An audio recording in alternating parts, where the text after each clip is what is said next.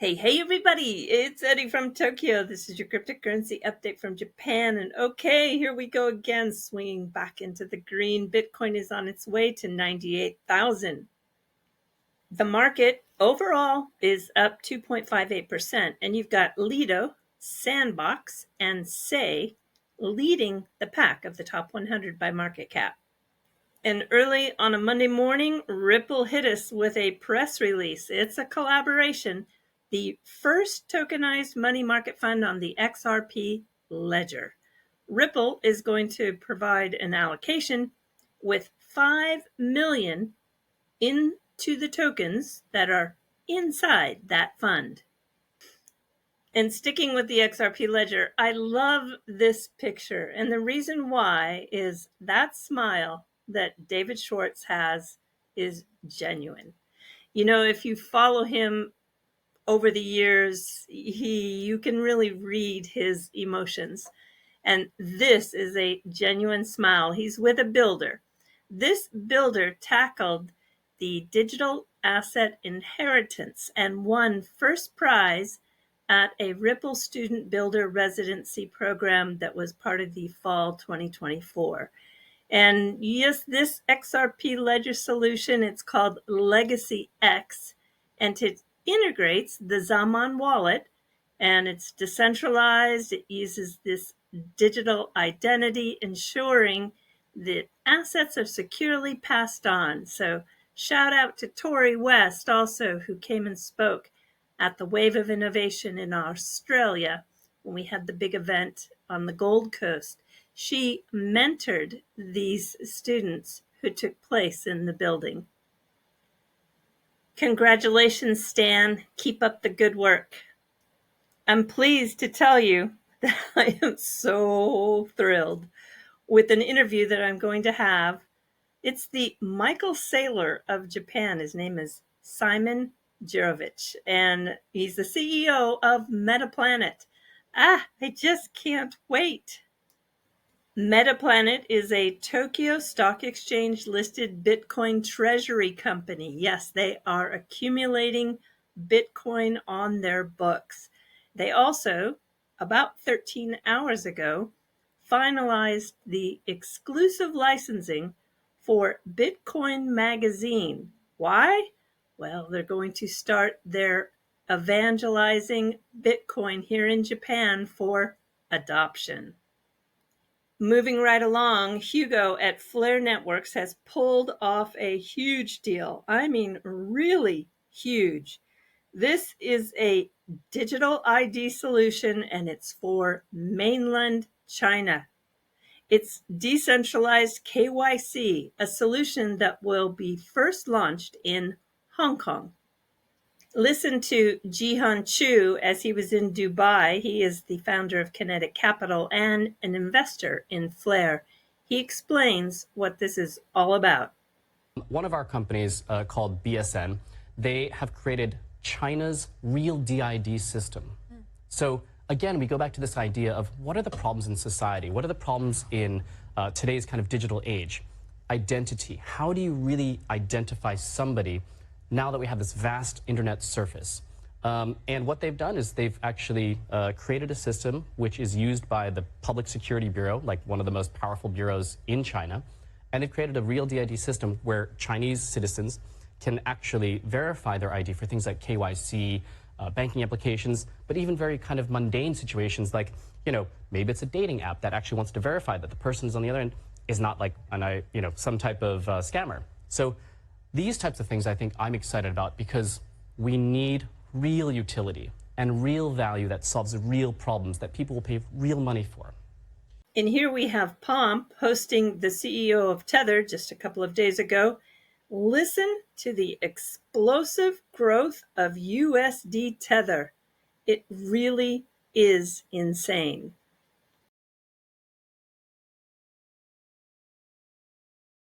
The other really staggering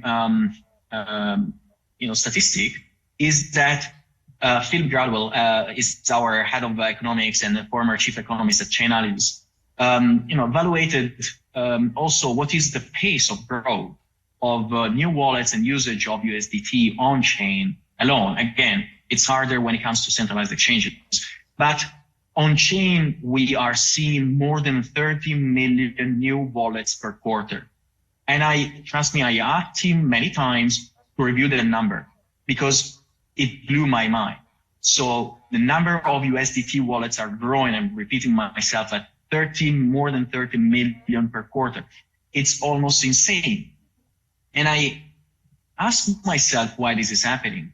And unfortunately, it's kind of a sad realization. This is happening because the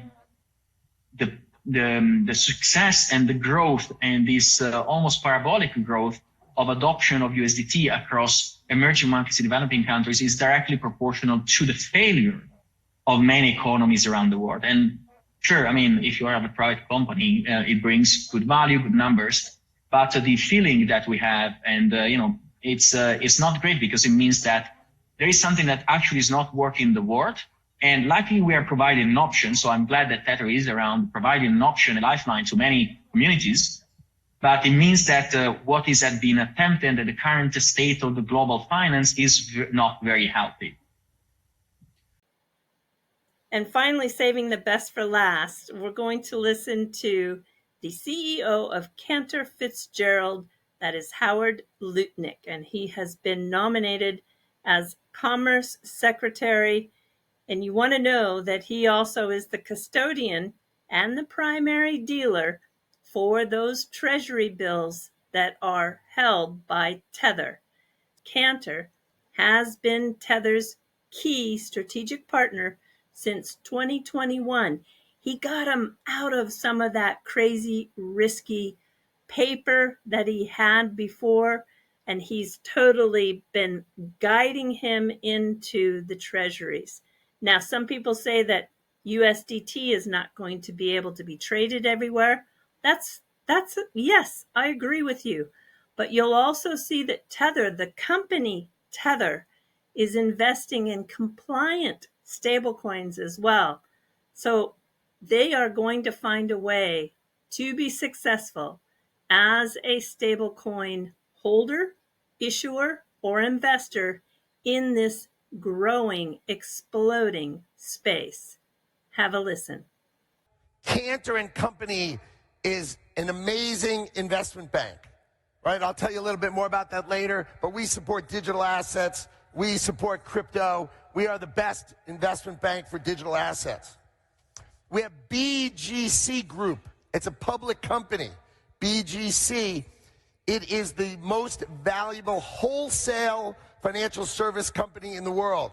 Everything in the world, commodities and securities, everywhere in the world, wholesale, government bonds, corporate bonds, oil, natural gas, you name it. If it trades somewhere in the world, we trade it. And Newmark, also public, one of the largest commercial real estate brokers in the world. When you want to build data centers, when you want to finance debt, you come to Newmark. So those are my three companies. So what brings us here today? In July of 2020, the Office of the Comptroller of the Currency said that banks could custodian and clear digital assets. So before that, I didn't know anything really about digital assets, right? So now if all the banks of the world, remember, I'm the biggest wholesaler in the world, all the banks can custodian and clear, I better learn about digital assets. I met the people who owned Tether. And let me tell you, at that time, there were all these media haters and all these haters, and they all said the same thing. They said they don't have the money, and it's a Ponzi scheme. So I met Giancarlo, and I basically told him the movie line. I said, show me the money. Do you have the money? And he said he had it. So they gave us complete access to due diligence and to see and prove that they had the money. Now, I would tell you, when we found the money, and we found every penny, and they had every penny, but they had it in what I would call pretty godforsaken places, right? They owned Chinese commercial paper at the time and other investments, because remember, interest rates were zero. Okay, interest rates were zero, and they needed to try to earn yield, and that's what they did. So I told them, After we verified every penny, I told them we would onboard them to Cantor, provided when these assets matured, this commercial paper matured, they would send the money to Cantor and we would buy U.S. Treasury bills. So remember, we're the world's largest wholesaler, and Cantor is a primary dealer. A primary dealer is one of 24 firms that does business directly with the Federal Reserve of the United States of America. So we are authorized by the government of the United States of America to create liquidity on U.S. Treasuries instantly, all the time, including during the pandemic, including during the 2008 crisis. The whole point of being a primary dealer is if you need liquidity on U.S. Treasuries, Big Daddy, the U.S. government, stands behind Cantor Fitzgerald and says, we are there for you. We will provide liquidity in every circumstance. So I can tell you with absolute certainty, that Tether USDT has every penny, and it can produce liquidity on a moment's notice because they have their U.S. Treasuries with Cantor Fitzgerald, a primary dealer who can create liquidity instantly. There are no limits. No limits on redemptions from approved primary customers, meaning they've KYC'd. No limits. So I'll give you an example. In May of 2022, Sam of FTX had obviously done a deal with Circle, right? And he sought to try to destroy Tether. So he amassed huge amounts, $10 billion of USDT. And then in May of 22, redeemed it all in 2 or 3 days because he assumed they wouldn't have the liquidity. But we had not announced to the world that we were holding Tether's treasuries yet. And we met 10 billion in redemptions instantly because it's no big deal for us. We deal in trillions of treasuries. It's nothing for us. So Sam didn't know it, but Cantor redeemed it without a hitch. It was nothing. We were in the background because that's what we do. So in January of 23, I gave my first interview, and I made it crystal clear that Tether had the money and that we were holding it. It's not another thing. We hold their money. USDT is fundamentally different than USDC because USDT holds treasuries, and primary dealer Cantor Fitzgerald can liquidate those treasuries and meet your redemptions without fail. Think about it. Circle had $3.3 billion of your reserves uninsured in the Silicon Valley Bank when it went bust.